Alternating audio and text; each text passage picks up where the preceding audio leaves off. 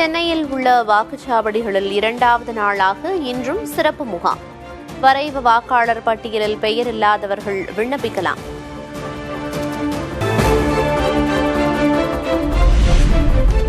இன்று மாலை 6 மணிக்கு திமுக மாவட்ட செயலர்கள் கூட்டம். எஸ்ஐஆர் தொடர்பாக ஆலோசனை நடத்தப்படும் என அறிவிப்பு.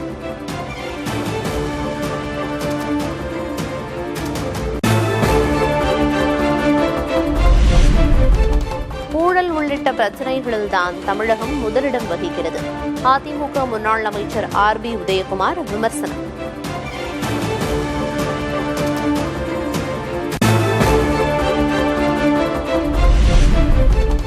தமிழர் தொன்மையை ஜென்சி தலைமுறைக்கும் கொண்டு சேர்க்க நடவடிக்கை.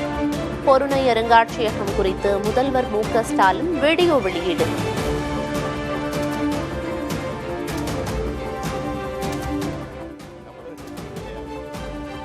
நாகரிக மேன்மையை இந்த தலைமுறையினருக்கு மட்டுமல்ல, ஜென்சி உள்ளிட்ட அடுத்தடுத்த தலைமுறைக்கும் எடுத்துட்டு போகணும்னு பார்த்து பார்த்து இவ்வளவும் செஞ்சிருக்கிறோம். சிறுபான்மையினர் நலன் காக்க திராவிட மாடல் அரசு துணை நிற்கும். சிறுபான்மையினரும் திமுகவுக்கு துணை நிற்க வேண்டும் என கிறிஸ்துமஸ் விழாவில் முதல்வர் ஸ்டாலின் வேண்டுகோள்.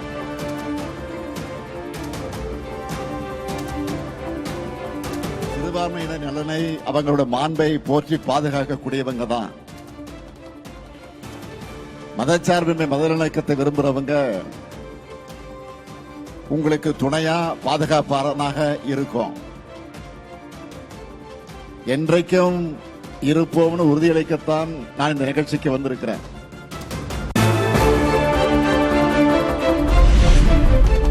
தமிழ்நாட்டின் ஒற்றுமையையும் அமைதியையும் சிலர் சீர்குலைக்க நினைக்கிறார்கள். மதத்தின் பெயரால் உங்களை ஒருவர் தூண்டினால் எச்சரிக்கையாக இருங்கள் என்றும் முதல்வர் பேச்சு.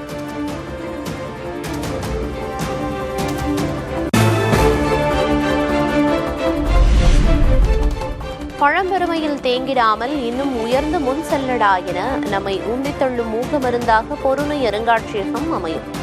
முதல்வர் மு.க. ஸ்டாலின் பெருமிதம்.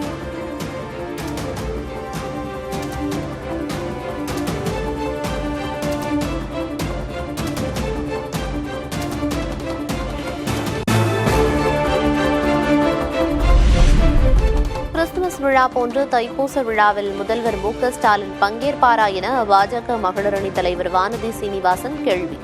கிறிஸ்துமஸ் விழாவில் திமுகவின் ஓட்டு பசியை முதல்வர் வெளிப்படுத்தியிருப்பதாகவும் குற்றச்சாட்டு.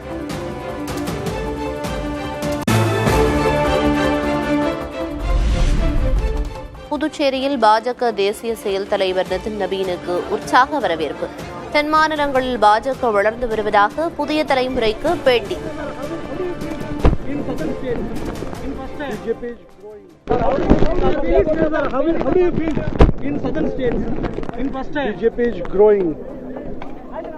Okay, sir. What is your strategy in Tamil Nadu and Puducherry?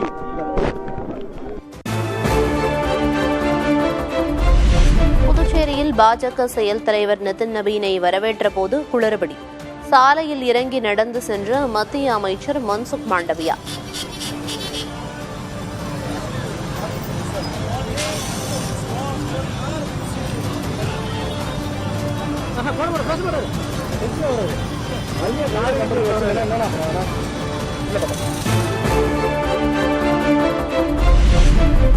தமிழகத்தில் குளிரின் தாக்கம் தொடர்ந்து அதிகரிக்கும். 24ஆம் தேதி வரை இயல்பை விட 2 முதல் 4 டிகிரி செல்சியஸ் வரை வெப்பநிலை குறையக்கூடும் என்றும் கணிப்பு.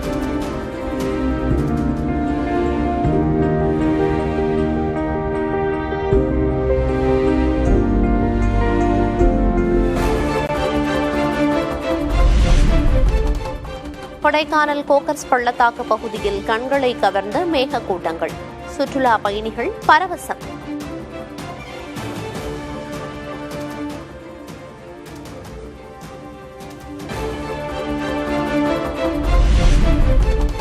நீலகிரி மாவட்டத்துக்கு உறைபனி எச்சரிக்கை. அதிகாலை வேளையில் உறைபனி நிலவும் என கணிப்பு.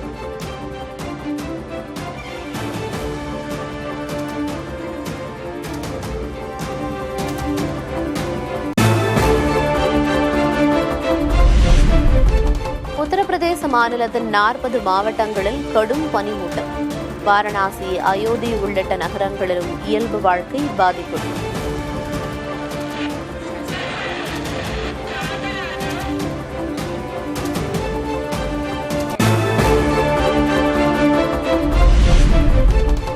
டெல்லியில் நாளுக்கு நாள் அதிகரிக்கும் காற்று மாசு. காற்று தர குறியீடு தீவிரமான நிலைக்கு சென்றதால் மக்கள் பாதிப்பு.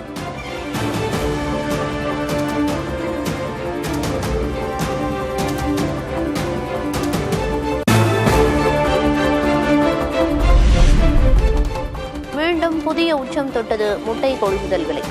5 காசுகள் உயர்ந்து ₹6.30 நிர்ணயம்.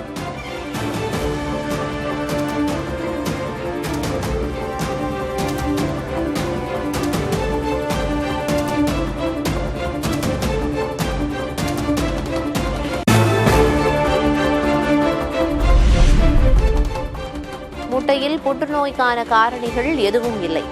உணவு பாதுகாப்பு மற்றும் தர நிர்ணய ஆணையம் அறிவிப்பு.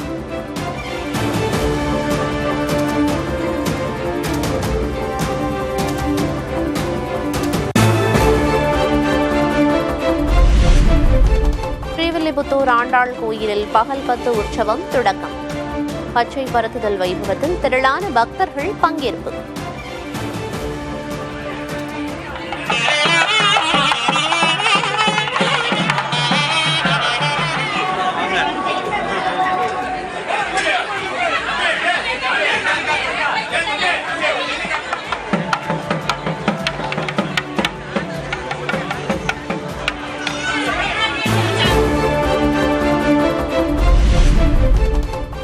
₹30,000 வழங்கப்படும் என சமூக வலைதளங்களில் பரவும் போலி விளம்பரம்.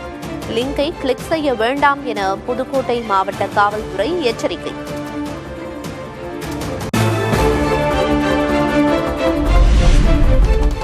கிறிஸ்துமஸ் பண்டிகையை முன்னிட்டு சந்தைகளில் குவிந்துள்ள அலங்கார பொருட்கள். கண்களை பறிக்கும் LED நட்சத்திரங்கள்.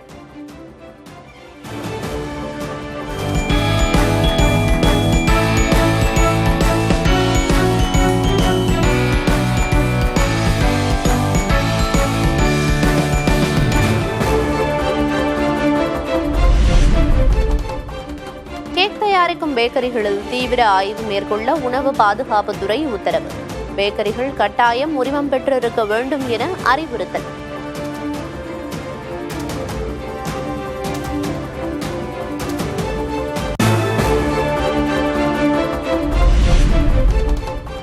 விண்ணில் ஏவப்படும் ப்ளூபேர்ட் செயற்கைக்கோள்.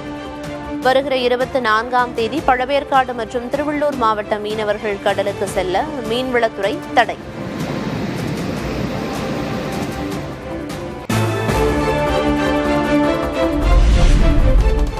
மனிதர்களை விண்வெளிக்கு அனுப்பும் ககன்யான் திட்டம். இஸ்ரோவின் பாராசூட் சோதனை வெற்றி.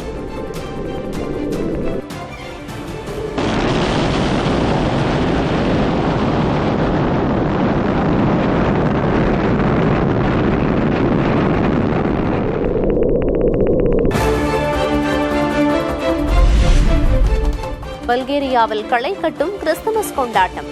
பார்வையாளர்களை கவர்ந்த சாண்டா கிளாஸ் பைக் பேரணி.